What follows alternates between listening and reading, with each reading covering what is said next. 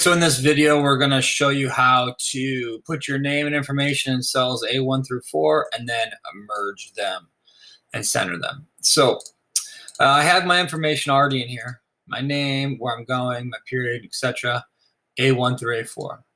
Now I need to merge those from A to C.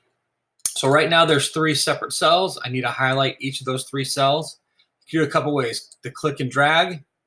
So I click and don't let go of the mouse and drag across, or I click on one, hold the shift key down, and then arrow over. Doesn't matter how you do it, but we need to get the range, the cell range of A1 through C1.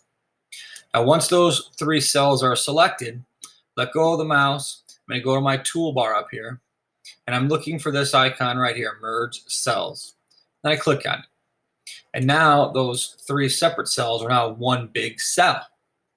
Now I can repeat that for each row over and over again, but I don't really want to do that.